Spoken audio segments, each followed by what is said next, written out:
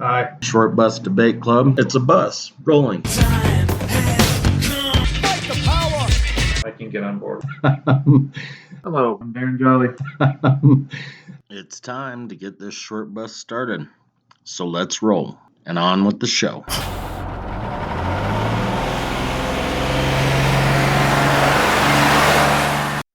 All right, people. Welcome to part 2 of the class we are calling Green Energy or Greenbacks. I know, I'm a clever motherfucker. It's always stronger when you announce your own cleverness to everybody else.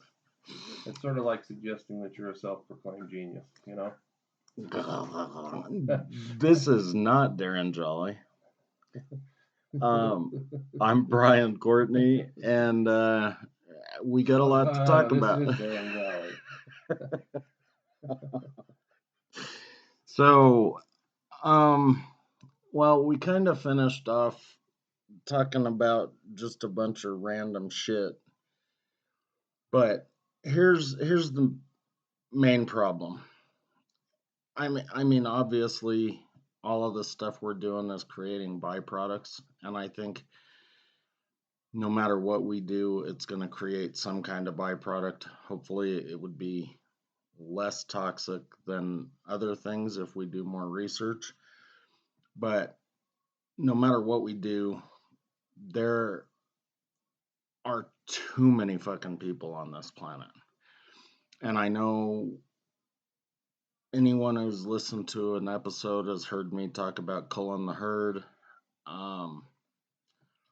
Obviously, I don't want to just go around killing people, and killing 2.6 billion people is going to be a rough fucking job. My name is Brian, the environmental Stalinist. So I am putting out a call to arms, and I need need a call to arms or a call. A call. I need 2.6 billion volunteers to, well, die. And then we'd be in a much better position. That's a really nice way to start an episode. So, like, is this like your Hail Bop moment? You know, isn't that like that was that group, like they committed like ritual suicide or something like that? Yeah, well, there were a couple of them, but so those guys, I think they were the ones that drank the Kool-Aid waiting for the comet. No, that was Jim Jones. No, right? Jim Jones did Kool-Aid too. They drank some kind of poison, the Hail Bop people. Yeah. It sounds like a Hanson song. Hail Bop. Okay, so when I checked it at about 5 o'clock this afternoon, the population was at 7.9 billion people. Our life expectancy is 76.4 years. Our mortality rate is 879.7 for every 100,000 people here in the United States. The birth rate is 11 for every 1,000 people. I don't know why they don't use consistent measurements, like why they didn't say percentages for both of them, because the one ends up being like 0.088% for the mortality rate, and then the birth rate is 1.1%.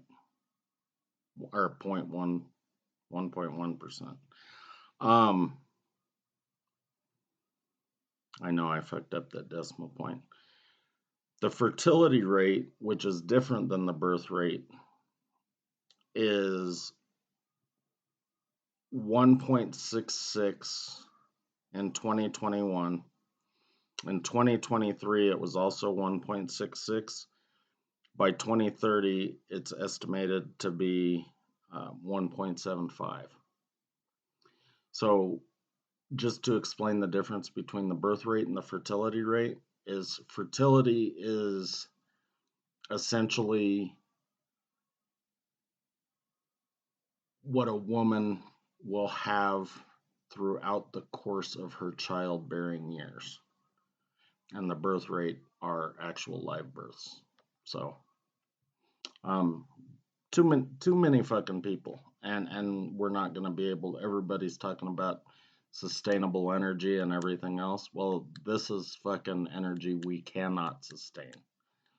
Globally, the fertility rate is, or in 2021, it was 2.3, which that's actually not bad because in 1950, it was 5. Blam, you know. Well, just be popping shit out, you know. Yeah, left and right. And that's why that's why the baby boomers outnumber us by roughly 5-1. So just for the record, though, the Heaven's Gators, right? So what they took was phenobarbital mixed with applesauce or pudding, and they washed it down with vodka. Oh, so they did nice. They were partying. Yeah, phenobarbital applesauce pudding shooters with vodka to chase it. But those, you said, oh, the Heaven's Gate people are the Hail Bob Yeah, people. yeah, that's what said, like, because they were finding their way into heaven. Gotcha. Yeah. So we've got way too many people that consume way too much shit.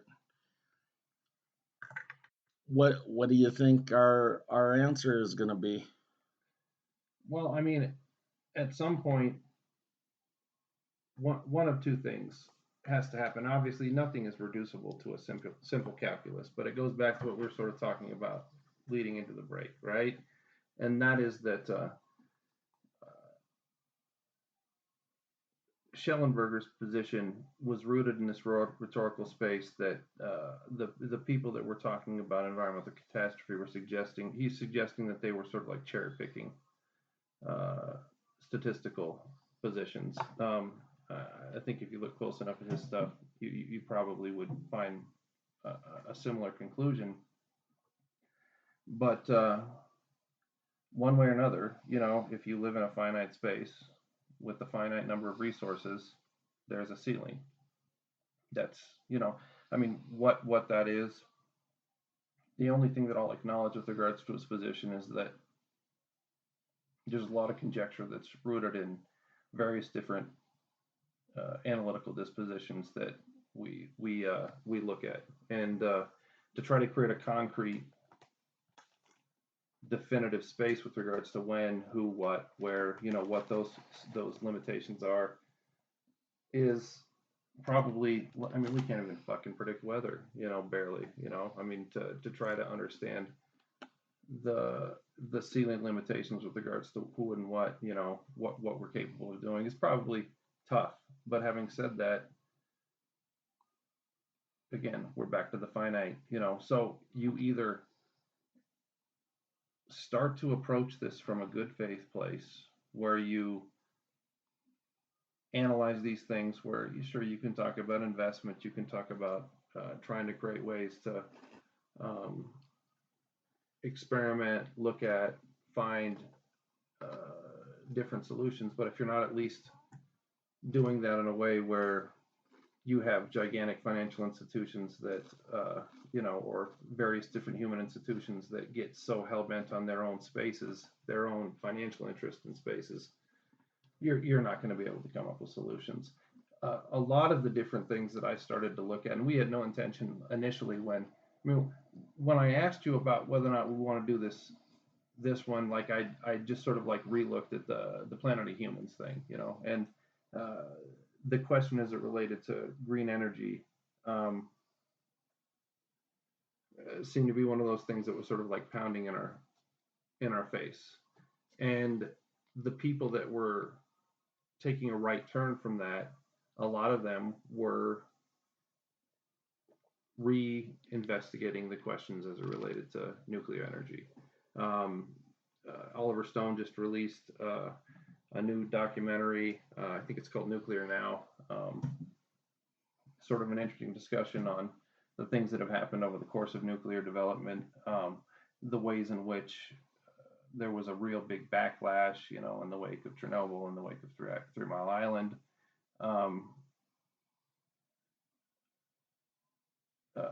Fukushima. There were all these sort of like negative analytical dispositions because of these various different spaces. But again, when you're looking at those examples, a lot of times people are looking at specific things with regards to them. They're not looking at them in the bigger context, and they're definitely not looking at them where they're weighing out the consequences of sticking with fossil fuels or continuing down the green energy pathway or reimagining a space in relation to nuclear. There was another documentary that I found called Pandora's Promise. It was made in 2013.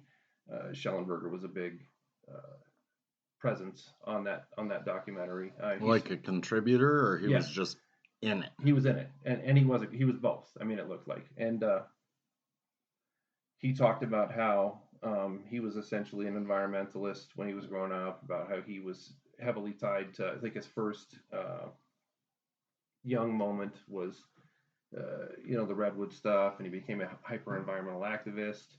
And then he started to engage the green energy folks. And because of the shortcomings that you've extensively discussed throughout the last episode, he became understandably disenfranchised. I mean, not disenfranchised, and enchanted. Disenchanted, that was the word that I was looking for. He became disenchanted with that solution for all the different things that you were talking about, for the fact that there were many promises that were made. They weren't considering the negative byproducts that were being produced by it. The very rough mining positions, particularly as it related to it, and the fact that when they would create these energies, the outcomes were very limited with regards to what it was they're capable of producing. He was also critical of, again, understandably, that when solar or wind, I mean, these are the ones that people focus on a ton, that you had to lean back on fossil fuels in those spaces. And he did talk a bunch about the biomass stuff, which again is something that like in the Planet of the Humans, they go like the guy who produced, I can't remember his name, I'll figure it out in a minute. Jeff Gibbon, maybe? No, I think it's Gibbon. Maybe. Riley? No, I think but I'll figure that out in just a second. But when he went to that green energy, we love green energy, the rally in New York, the Earth Day kind of stuff and all that, when he would go and approach all these various different individuals, they talked to this guy that was part of Clean Water Action.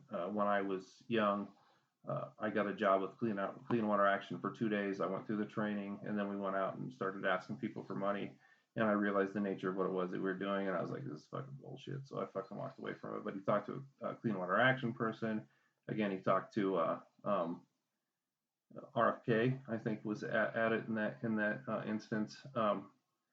And that McKibben guy was there. McKibben was there, and totally shut him down. Started talking shit to him. And also, the one that I mentioned earlier, one of the big environmental organizations of the Sierra Club was there. Yeah, Sierra Club was what I was thinking of. Anything in relation to 350.org,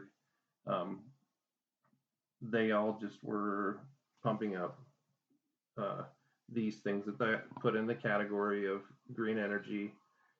And again, the problems with solar, the problems with wind. But when he went and asked him directly about the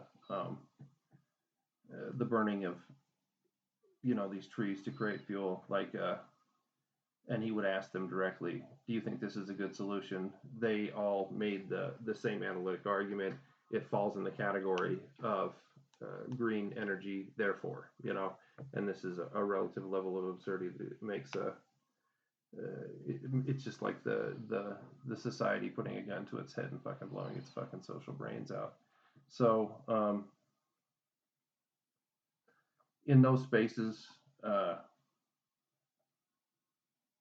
they make a lot of good points, but when they circle back to when I say they make a lot of good, like in the the Pandora's Promise, they make a lot of good points with regards to the limitations, and Schellenberger makes a lot of good points with regards to the limitations of green energy. They circle back to nuclear energy, and like Stone, um, they talk a lot about byproducts. They talk a lot about how when you're measuring these different things out, it seems like because the energy that's produced for all intents and purposes through nuclear is quite a bit cleaner than a lot of other producers. It's super fucking clean yeah. if you don't talk about the waste part of it. But it's not just not talking about it. It's well, no, I about, mean, if you could eliminate it, then it would be awesome. It would be perfect. Yes. But we have to talk about things in degrees of relative outcomes right Yeah. now. So the question is, what are the byproducts, negative potential for the use of the fuels that we're using right now? What are the byproducts and the negative outcomes of green energy, and what are the byproducts and negative outcomes of nuclear? Interestingly, right now, France has done a ton of stuff. They've built a ton of reactors, and they're a good case study that you can look at where you can see something about measures of success in relation to shifting towards nuclear energy.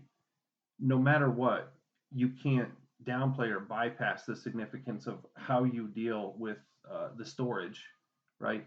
But one of the things, so you talked about water storage when we were talking about it off air. So talk about the water storage a little bit. Well, so just real quick, because you said France did a bunch of stuff. Okay. According to the International Atomic Energy Agency, there are a total of 400 reactors in 32 countries that account for about 10% of the world electricity. So I don't know how many of those are in France. In the United States, we have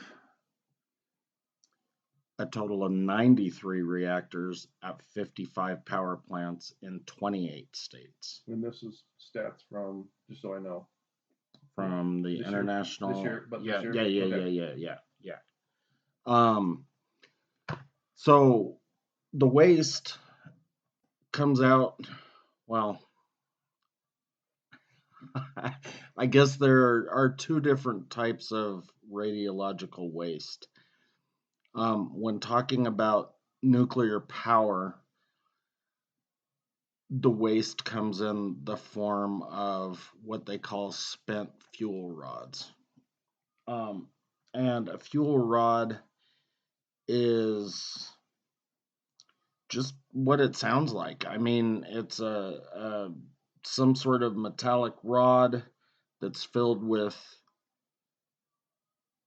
radioactive ceramic pellets, and they take about 200 rods to create what they call an assembly, and then the reactor is going to run on average about, well, anywhere between 150 and 200 of these assemblies to run the reactor.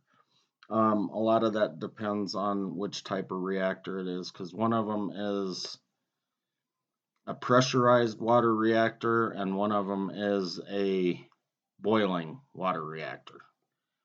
And then there are 3 other types of reactors that aren't as used.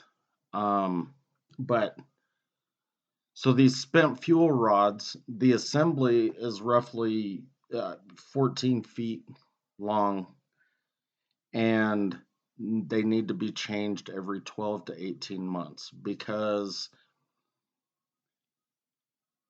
while they still have about 90% of the radioactive capability in them, they have run the course of the thermal efficiency to build that pressure to turn the turbine.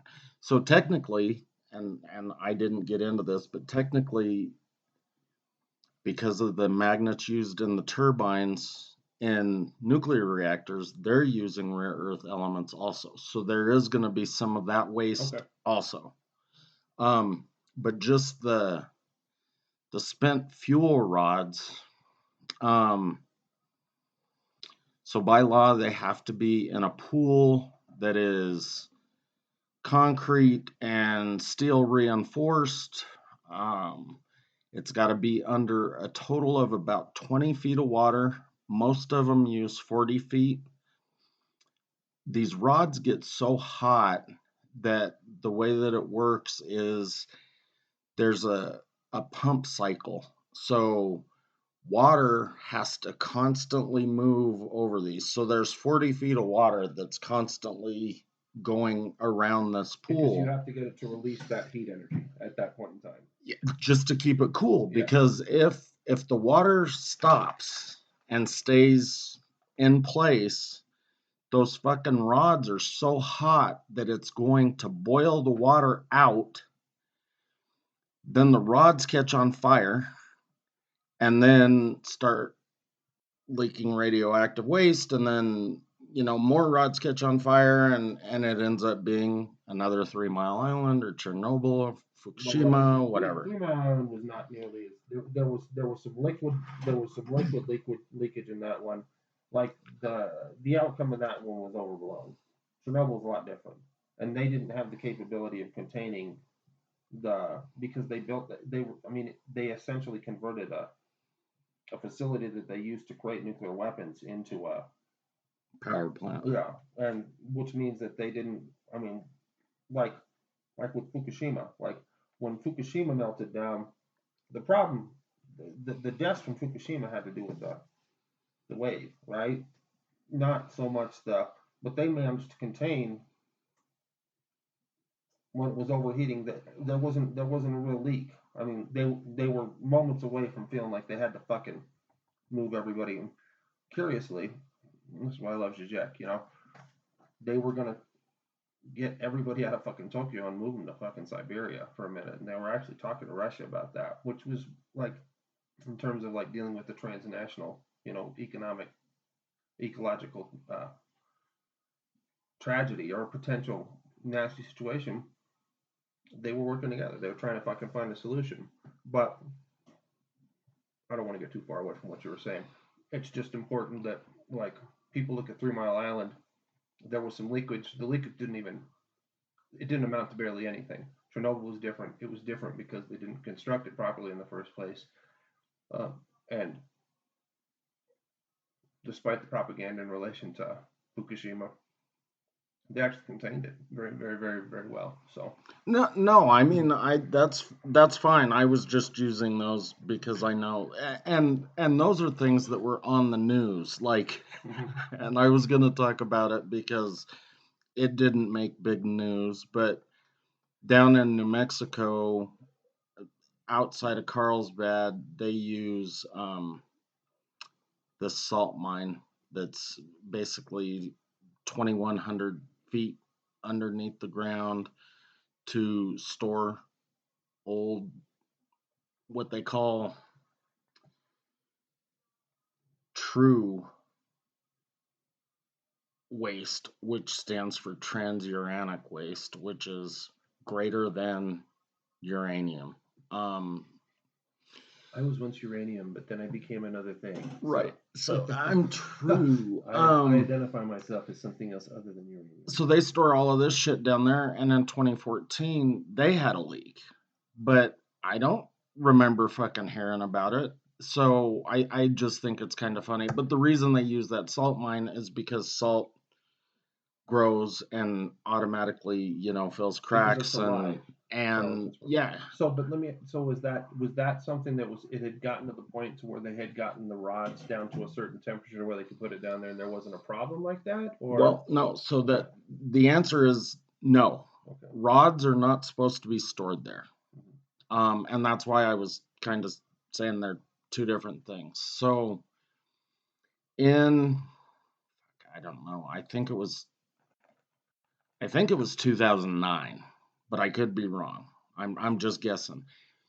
You were probably wrong. For the storage of the spent fuel rods, they had a proposal to basically bury it in some fucking cave in Nevada.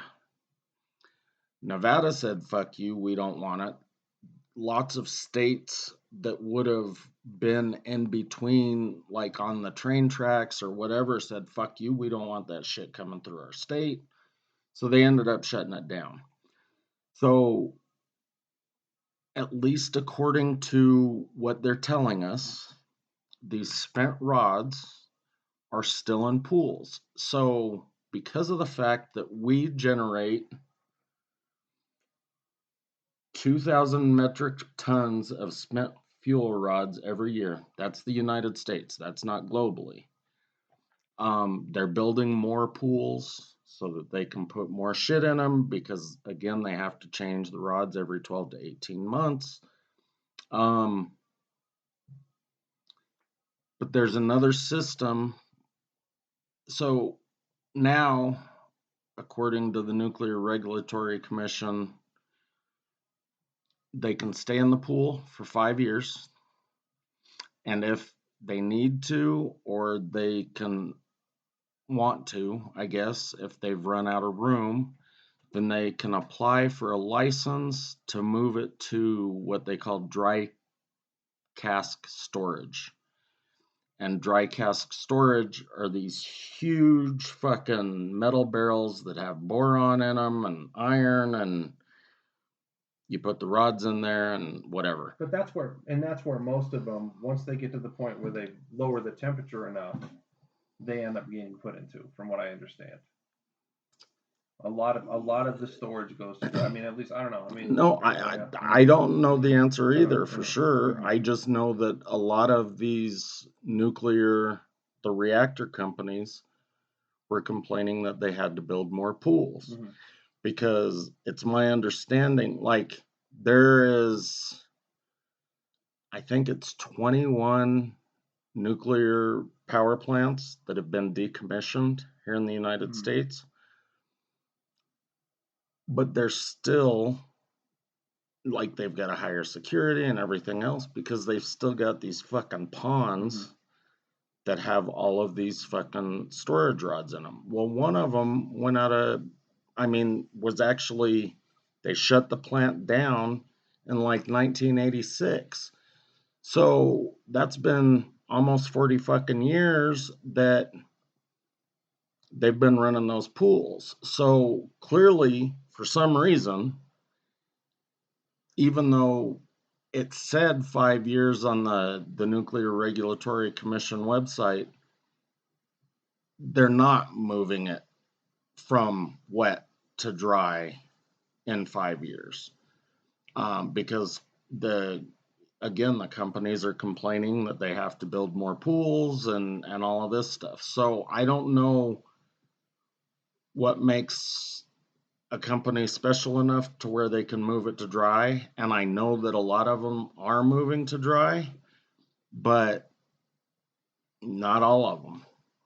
Because otherwise they wouldn't be building more of these ponds. This creates a space where ultimately you have a rhetorical disposition because the financial capital that's tied to certain energy positions that seem to hold down information with regards to what is that's happening with regards to this stuff. And because like a lot of the stuff that I was reading, they're not holding them in the water for that long. They're actually getting them out of the water into the dry cask storage, and that there's actually this thing where they have fourth generation reactors where they have the capability of taking those rods and reusing them, actually. They recycle the rods sometimes, and sometimes what they do is they just pull part of them out of the assembly and then put other ones back in. So yeah, there is reduce, reuse, recycle, whatever. But it just seems like there's so many things that are going on below the surface because we're not engaging in a good faith act and trying to figure out what makes sense, what's the best, what's the future, how can we do this? Because no matter what, one thing that you're pointing out that we can't get away from is that, so say tomorrow everybody decided nuclear is the cleanest, right? and we should no. I'm not saying that this is the way or what we should do. I think that your other position actually makes more sense, where you create spaces where you have capabilities in certain regions to do certain things, and you sort of diversify your position in relation to that on a global level, and you draw from whatever you can. And the long-term goal is for us to create what's reproducible for the human existence writ large, right? But say, for instance, that they did that, not that, the original thing that I was saying, where we just shift to nuclear all the way across the board. No matter what, I mean, are we just going to build fucking dry casket spaceships and just shoot them into the fucking sun? Are we going to send them to fucking Mercury, because it's already fucking hot there anyway, and maybe it'll help to, burn it up. Something, yeah, whatever, I mean, whatever my solution is, it doesn't fucking matter. There would have to be, because you're going to produce these outcomes that need to be dealt with one way or another. And the fact of the matter is that you're dealing with energy where you're producing it in a way that's exciting certain material aspects of human existence in the form of these rods, that they can't be left idle. Like you have to come up with a solution. You have to come up with a way of dealing with this problem. Otherwise, you're ostensibly doing the same thing with nuclear that you were doing with green energy before it and fossil fuel energy before that. And you're just as much of a dick as everybody else that was trying to, whether it's Richard Branson or the Koch brothers, or, you're just as much of a dick as all those. Well, and this might be one of the issues. I don't know for a fact, because when you start poking around and asking questions like this, they're kind of defensive. And I think that that's why they don't post like an FAQ about it, because, they've got heavy security around all of these things because of terrorist activity and things like that. So maybe that's part of the reason that they don't give everyone a straight answer. Part of it could be because they're fucking up the environment and they don't want anybody to know. Part of it might be because of like the way that we were dealing with Iran. You create a space where there's potential for enriching uranium and using them for other things that you weren't intending. Not that I think that that's why we weren't allowing Iran to do what, for them to develop their reactors and stuff, but which I think is part of it. But I think that there's other things obviously that are going on in relation to that as well. But one of the things I read about the dry casks, and maybe this is one of the reasons that they don't like dry compared to the wet, is they know that the wet has been working for years and years and years. And boron is also involved in the pond or the pool storage, but in the dry cask, it's got this boron in it. But the degradation of boron happens at such a rapid rate that those dry casks are not as effective as they should be for as long as they should be. Especially when you consider like the half-life of fucking uranium, plutonium. I mean, I can't remember what it is off the top of my head, but I think it's like fucking 2,600 years or something on the half-life. So if boron is degrading, to where this cask only lasts 20 years, then what are you worried about? You only got to think about it 1,300 more times. Right. Well, dude, so that salt mine down in New Mexico, I think they might be burying shit there. I don't know. Because like I said, it's called the Waste Isolation Pilot Plant. And it was designed to take weapons grade waste. Mm-hmm. So sludge, uniforms that had touched it, like the mop suits, anything, tools, whatever that would have high amounts of radiation. And you have to keep a huge amount of security around it so that you don't have somebody coming in there and extracting it for their own purposes. Right. So. Well, what they did is they set this timeline that said it's 10,000 years. So they need to make sure that that place is safe and secure for 10,000 years. And they built these berms and weird, like, scary shit like spikes, and they've buried stuff all throughout the desert in like multiple languages. Place that you went up to in the mountains when they started talking shit. Yeah, dude. Please step away from the railroad tracks. You have broken the law. What was that up there? It was the train track. It's the fucking same train track that the Winter Park ski train runs on, through Netherland and under the pass. But there's all of these old houses that I'm sure at one time railroad employees worked in because they had to shovel the tracks and shit in the wintertime. Well, they're all old, busted up cabins. And I was walking back. I mean, there are signs everywhere that say, no trespassing, don't go beyond this point. That's a real good way to dissuade you from doing something, isn't it?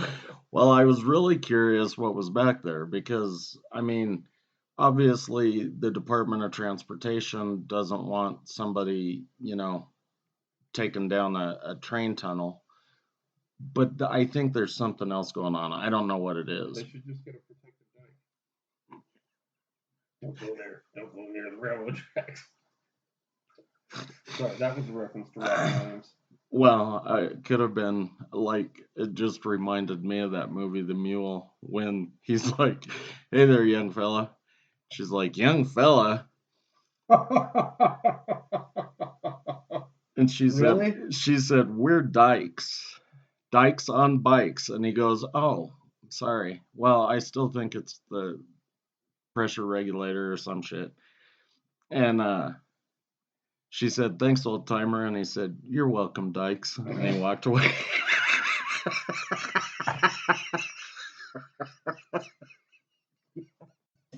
Somewhere between Gran Torino and Mule, you're Clint Eastwood. You're just not going to get much better than the straight shooter of Clint Eastwood. No pun intended. You're welcome, dykes. Anyway, we're not making any friends here. So, they're burying fucking metallic discs all throughout the desert in different languages, warning people about fucking the radiation. It's like, and you said different, so it's literally like the spaceship that we sent up in a million different languages. Right. If you continue to walk farther, don't mind. But that's the longest term planning our government, I think, has probably ever done anything, because most of the time it's in quarters, maybe 5 years. Well, but we that's haven't it. even existed but for 5 fucking minutes. I mean, to think about us making a plan that's supposed to take care of an environmental position that doesn't fucking degrade to the point where we destroy ourselves over the course of 10,000 years is, particularly in relation to the bigger picture of what we're talking about right now, is a little bit laughable. It's so fucking stupid and laughable that it's almost embarrassing to even imagine. Like, that would be one of those moments, like when we're dead and the fucking aliens come down and land and they roll up on one of those discs and they like just chuckle because they communicate to each other through telepathy, right. or whatever, and they're like, these were the dumbest motherfucking species that we've ever seen in all of our travels to all the different planets that we've gone to. What in the fuck were they fucking thinking? Hand me one of those blankets. And the other one goes, thinking?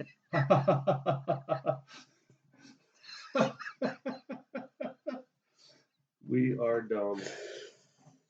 Yeah, so I'm really kind of curious if they are taking the spent fuel rods down to the waste isolation pilot plant, but according to the government, they're not. So I think it is just ponds.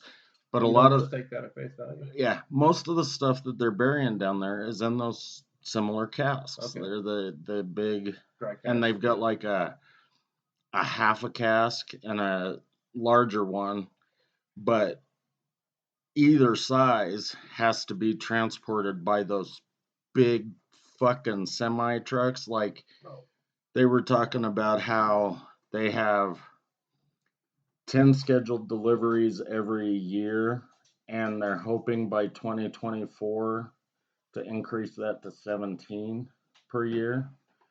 So, you know, these big semis are rolling through people's states regardless.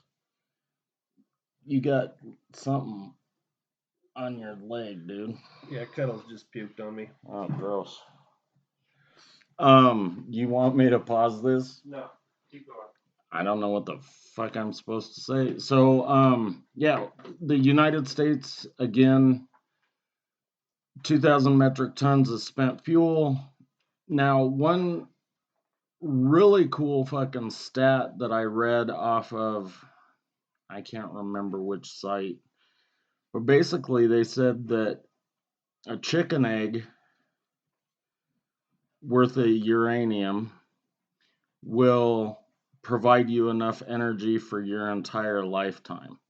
So if we could figure out a way to make nuclear cleaner or have less of a negative byproduct, then nuclear is definitely the way to go, just because of, you know, like how efficient it is. Yeah, there were a bunch of statistics that I saw where they were talking about weight on them, right?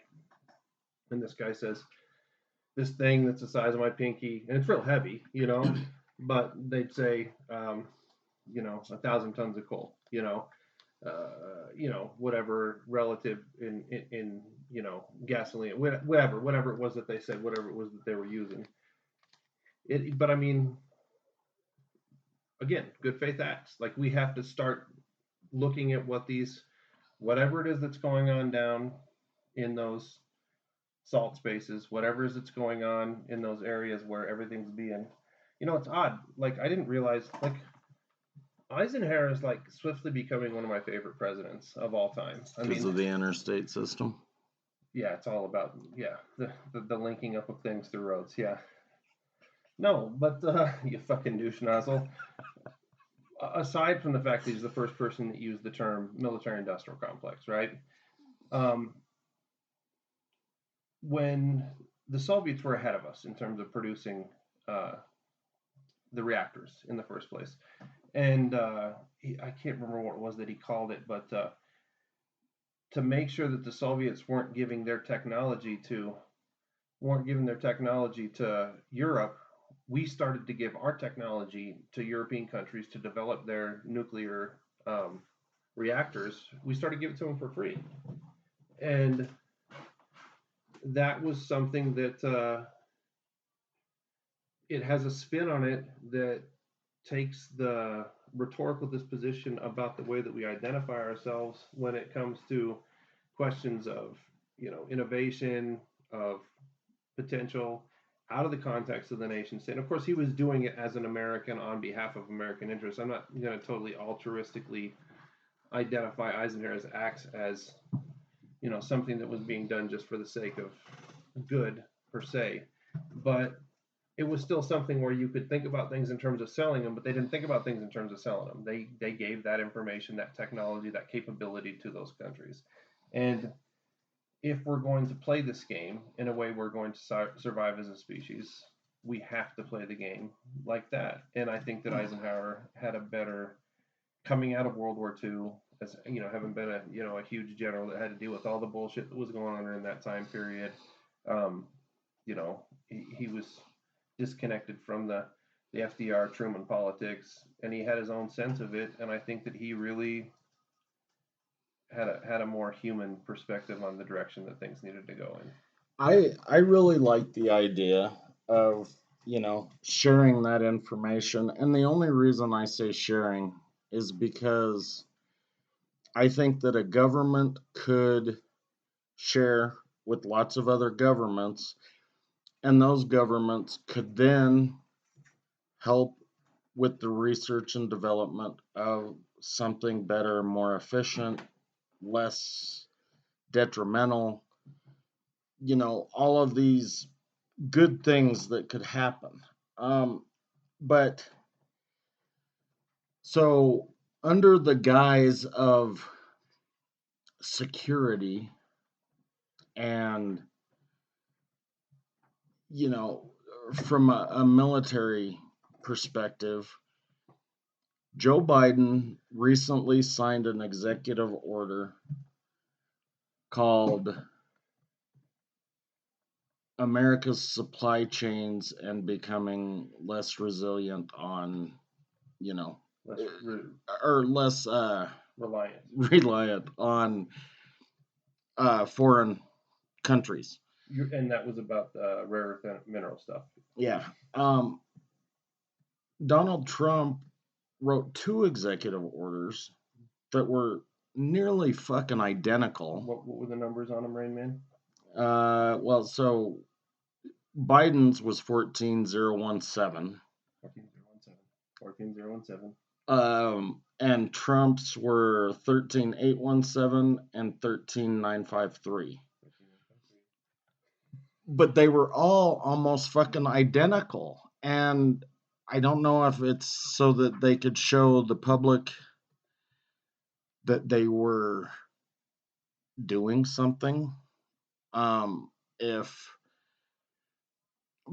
I mean, how many executive orders do you have to write for the same fucking thing? Well, especially when you've got 2 royal fucking douchebags that stand on a platform and cuss the shit out of the other one, talking about how one's a criminal and an idiot, and the other one's a criminal and an idiot, when we all know that both of them are criminals and idiots. Yeah.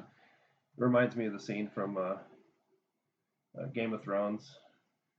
We've had idiot kings, and we've never had a crazy idiot, murderous idiot king. It's like what we have right now. We have murderous idiot kings. Right? I thought you were going to say my fellow Americans. Why would I have said my fellow Americans? Because one was a Republican and one was a Democrat, and they fought constantly. It really does demonstrate a degree of douchery where they're pretending to be opposites, but they're ostensibly the same thing. Yeah, but I mean, so they're saying that it's for our security, that it's for the betterment of the country because, China controls 85% of the rare earth elements. And if they don't control the mining part, they generally control the processing part. And, we're spending shitloads of money on fossil fuels because we're shipping the ore over there and then they have to ship it back. I mean, it's a fucking joke. But I don't think it has anything to do with our security. I mean, granted, it does go into drones and military communications and all of that, but, and, avionics, this stuff for airplanes and boats and whatever. But I think it is really just because they want to increase profit margins for Raytheon and Lockheed Martin and General Dynamics and General Electric and all of these guys. I don't think it has one fucking thing to do with our security or the environment. Especially since when you talk about that, the process where you take the hard stuff and you have to distill the stuff out, like if you're moving like tons and tons of ore over there to kind of clean all that shit out. We don't even produce aluminum in the United States anymore.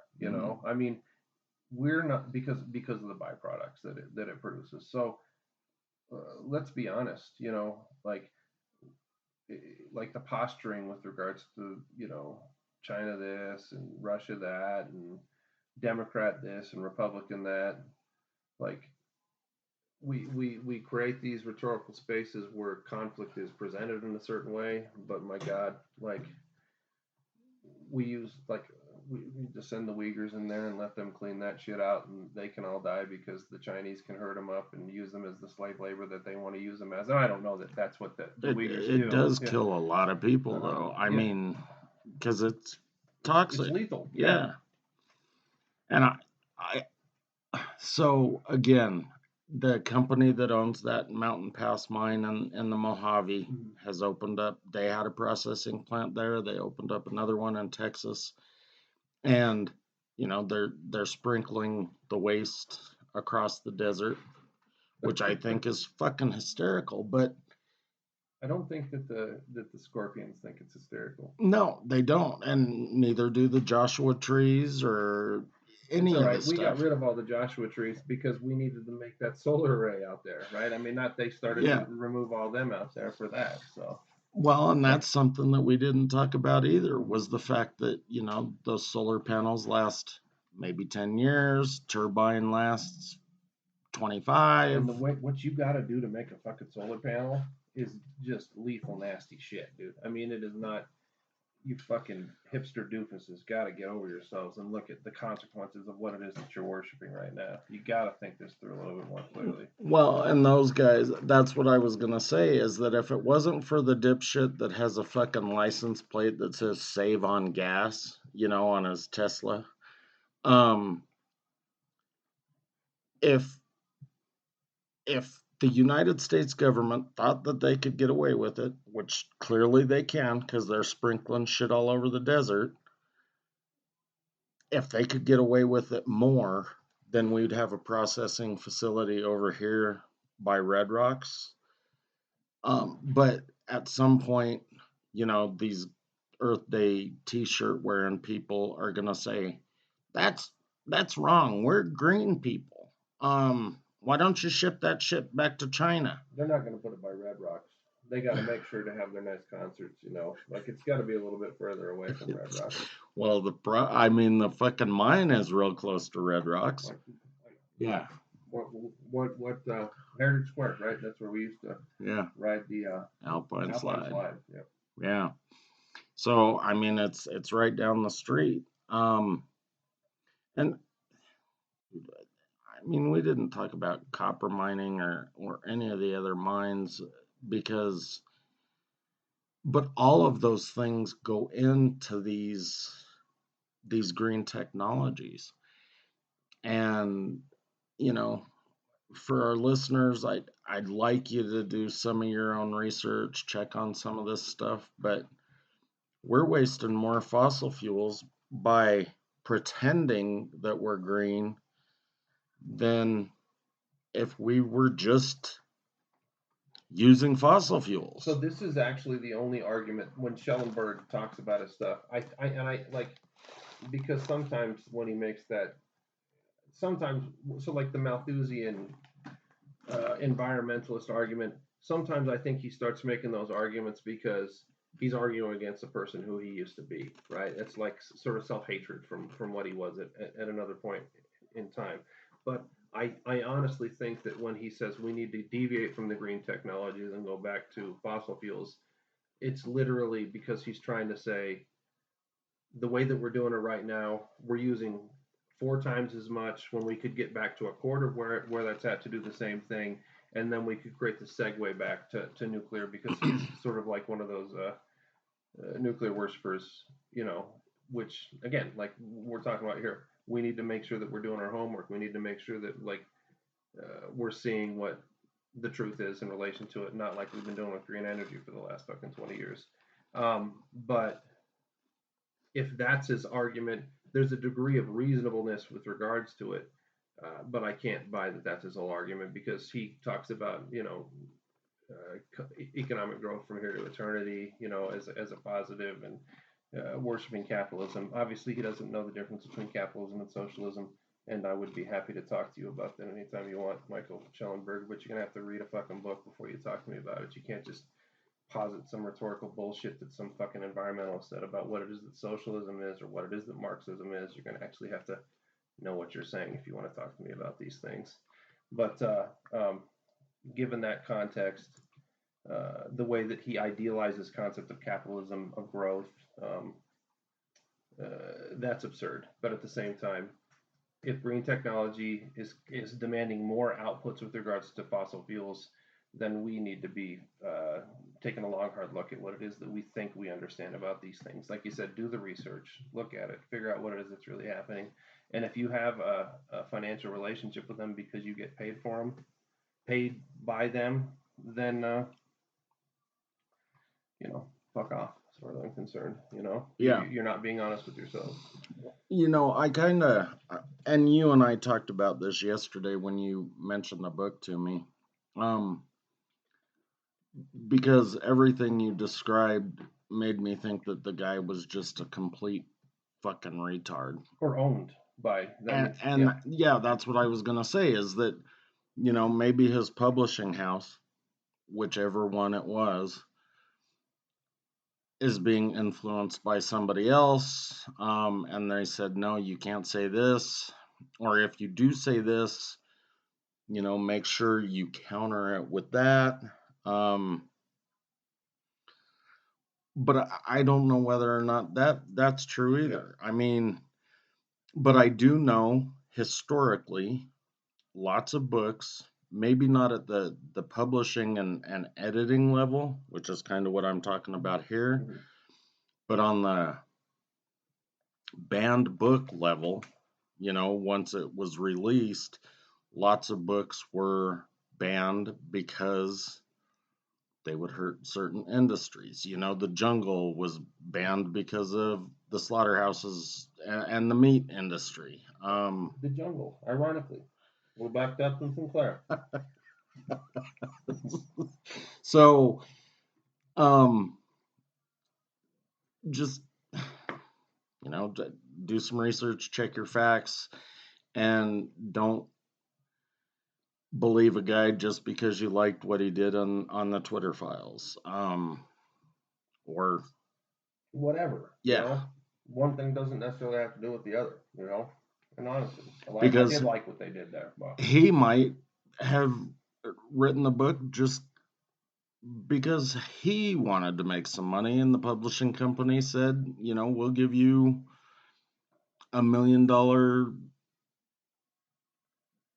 check right up front without any sales. I don't think they do that unless your last name is like Obama or Trump or something like that. I don't think they're going to give. But the point about getting cut a check, I follow you on that. So yeah, the figure could have been anything, but so fuck, I don't know.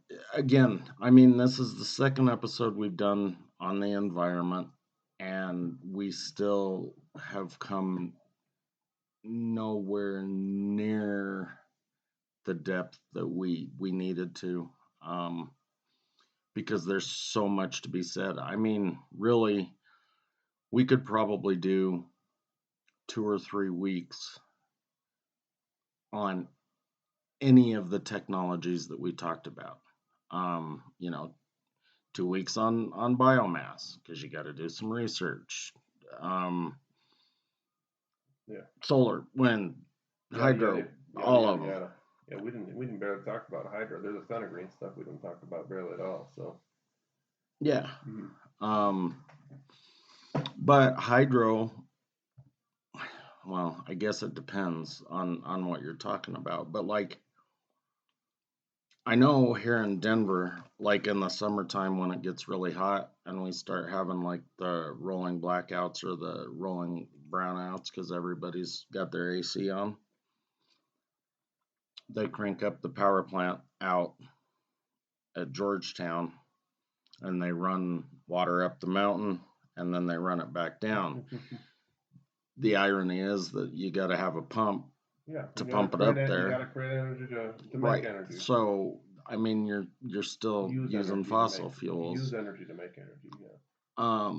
Takes money to make money. Takes energy to make energy. So, but, well, I was gonna say, water,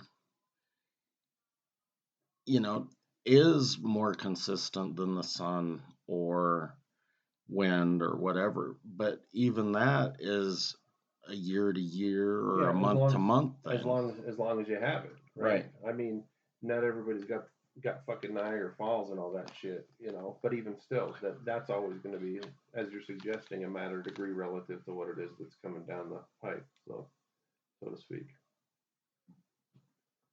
So, we should have been able to talk for hours and hours and hours about this shit, but we're only coming up on an hour right now. I'm trying to think if there was anything else that I didn't talk about. So, just to kind of give you guys a better idea of, what you might be using. LED TVs use about 100 watts when they're on.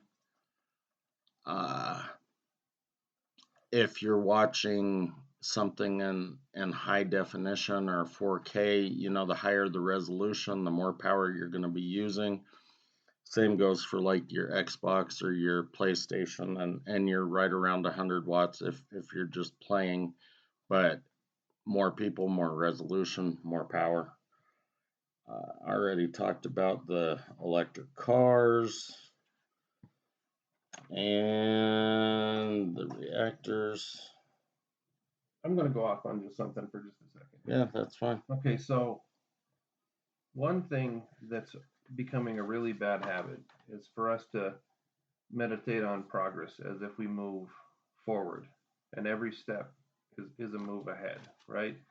This is a fallacy. This is something where when you think about things in terms of straight lines, you trick yourself into getting emotionally connected to the belief that you're doing something and that there's some good outcome with regards to what it is that you're doing.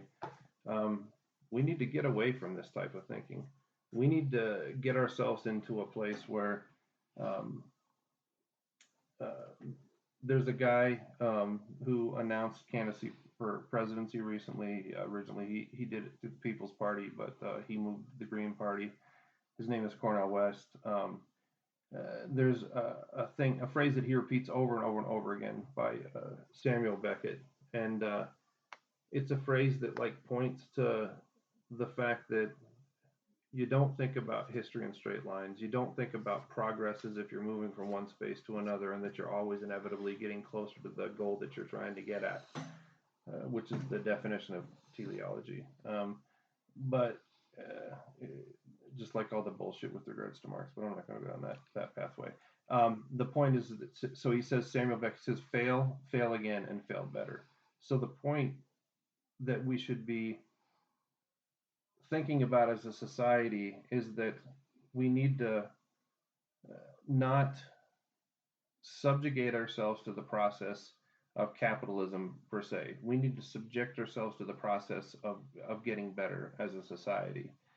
You can use tenets of capitalism to help you to get to a space like that, but if you subjugate all your logics to the profit motive, then just like I've said with education in the past, education falls victim to, you're only going to be producing knowledge that's saleable. You're not going to produce knowledge that's aimed at the truth.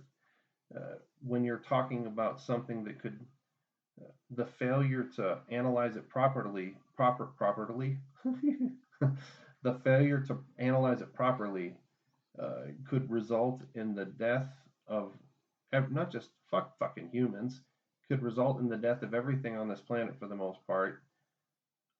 You need to institute a method that allows you to create a potential for success. That means that you're looking at all the different things that are on the horizon, that are where you're connecting to in the immediate space. You see what the outcomes of those things are. You see what's good. You see what's bad, and you adjust yourself. Criticism, self-criticism, rectification. You have to continue to change.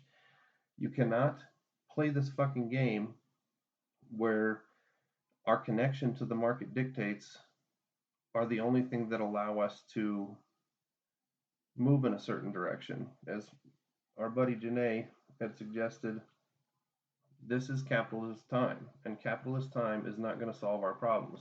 We need to conceive of a different way of thinking about social movement, and it needs to be something more like what it was that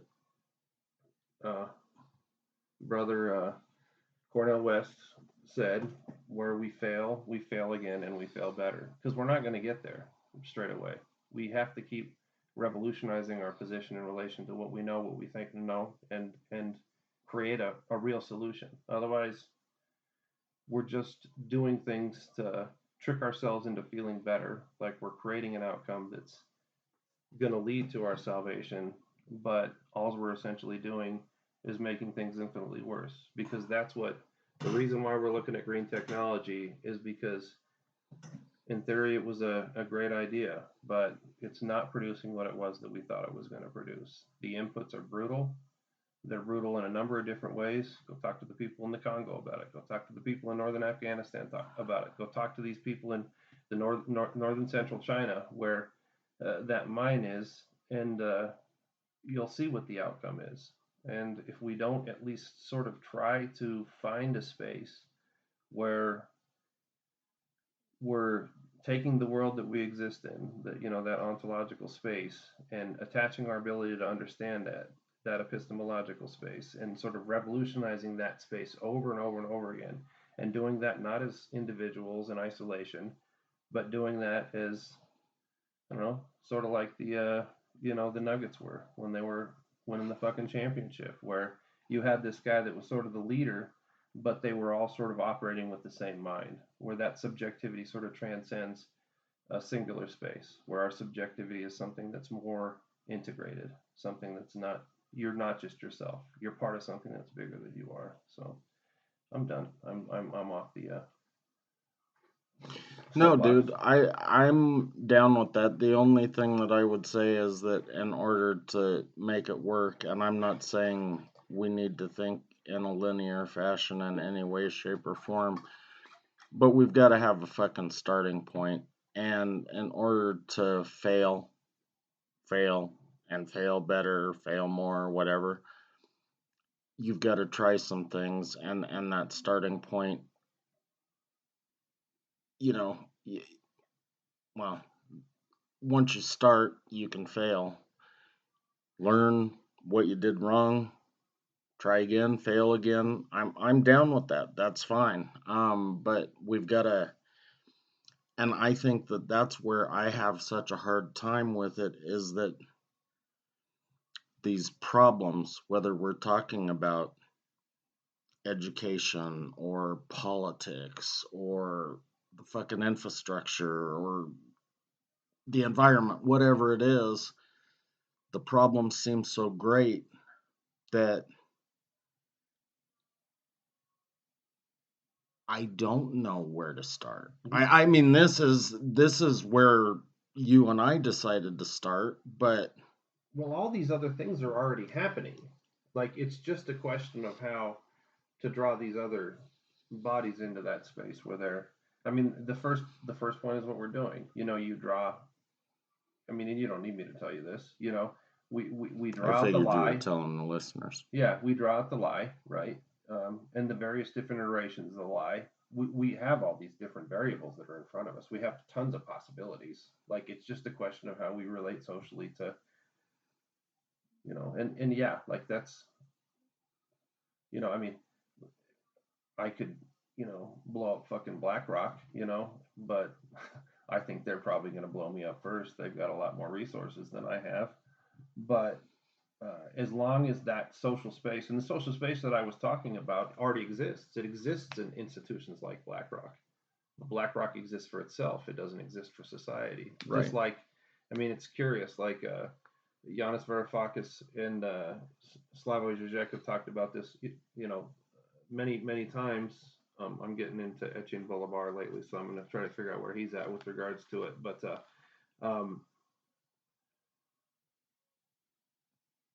Apple as an institution is not a private corporation.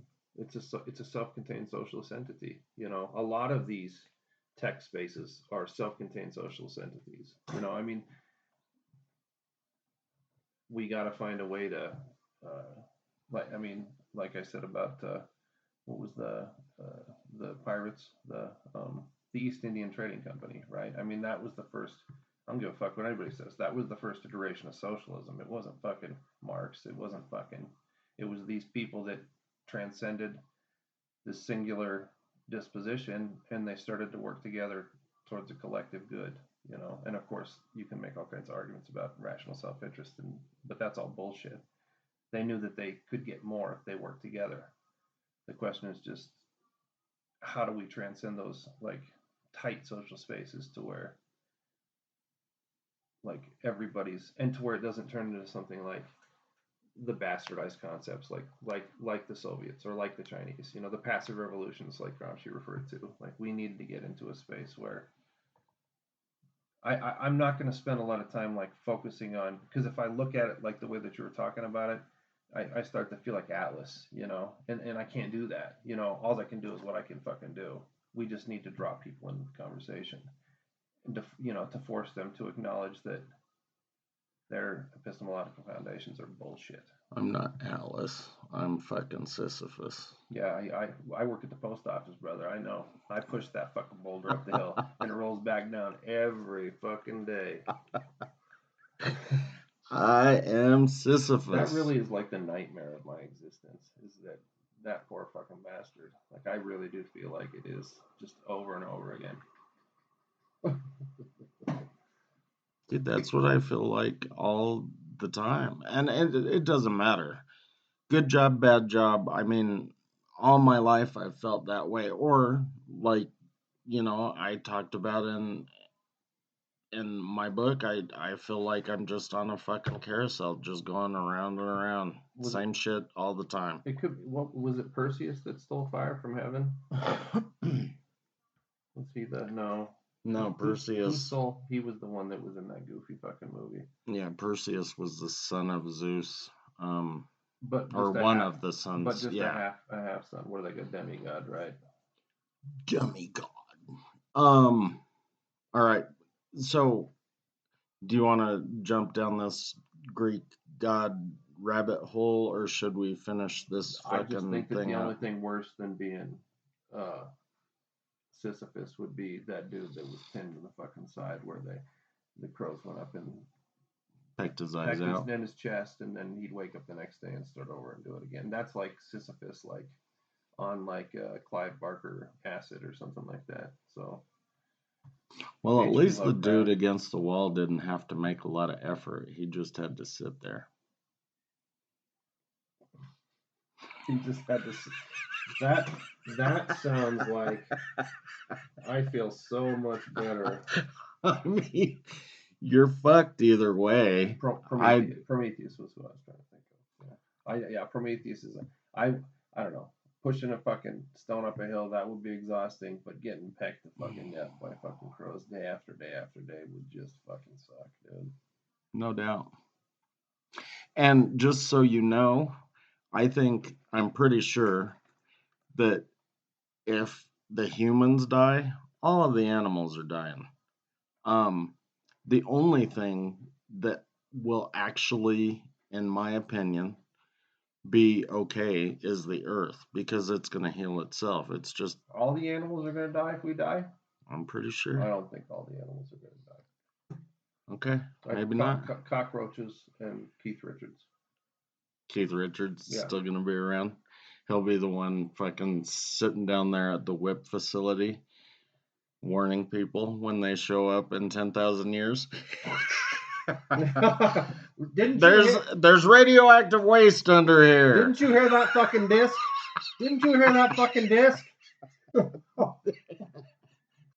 I just need to warn you. Go elsewhere. You gotta work on your British accent. No, that wasn't British. It was just...